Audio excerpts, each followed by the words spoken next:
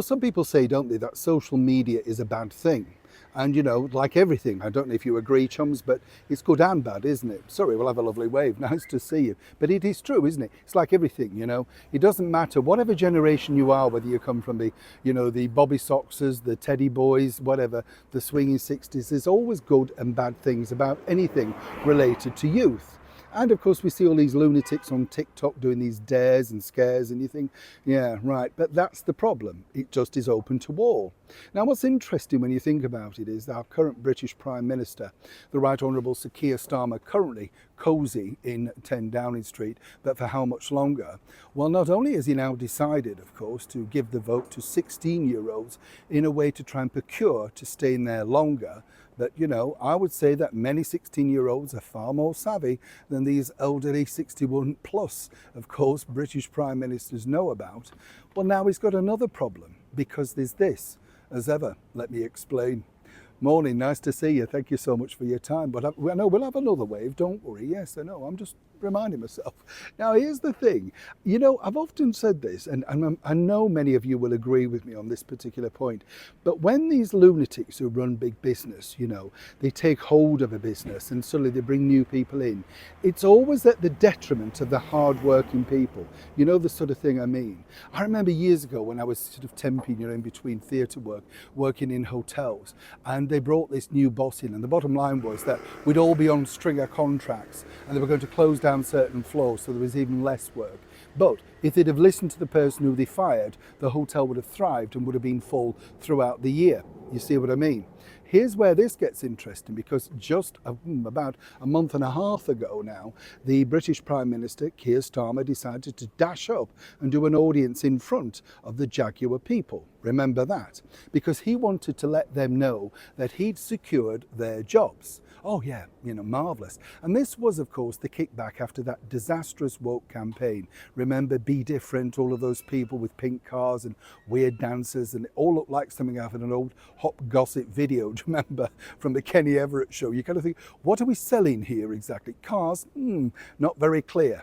Well, guess what? Yes, a few weeks down the line, Keir's word meant absolutely nothing. Once again, an outright liar, because literally he would have known at that point that these particular positions were now becoming untenable. 500 people have now been let go, and get this, the unemployment rate has now risen again for the 4th month in a row. This is all down, of course, to the economics, but here's the bit that I get very upset for. The wonderful people at Jaguar, who have been there years and have worked incredibly hard and no doubt built lives and careers and all that sort of stuff, they're the people, all thanks to the stupidity of the marketing director and the marketing people behind those ridiculous ads. Well, they're the ones that suffer the fate. You know what I mean? They are truly the ones. And what's interesting is the CEO will still get their bonus, right? They keep their bonus. And on top of all of that, that company gets fully paid. Even though the campaign was a disaster, sales are down, and now staff are going. And get this, apparently the CEO would consider working with these people again. Now, it's the Bud Light moment, isn't it, with the boy-girl thing, I don't know, whatever it is, that just literally wrecked the brand. We've seen it time and time and time again, like the woman who wrecked the brand, of course, over here with John Lewis and Waitrose, Dame Sharon White. They're all of us in charge. They never take responsibility.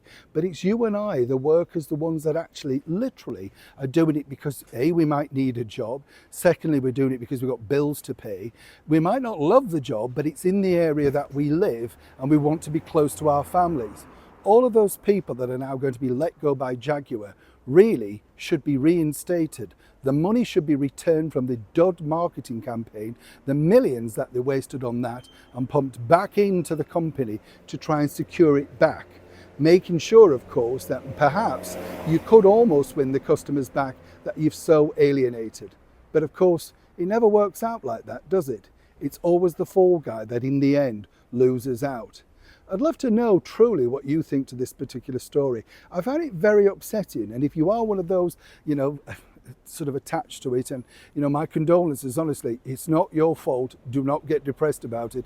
I know that doesn't help, but remember, you're not in charge. It's the lunatics running the asylum, and they've driven off with all the profits and, more importantly, the goodwill and customer name of Jaguar.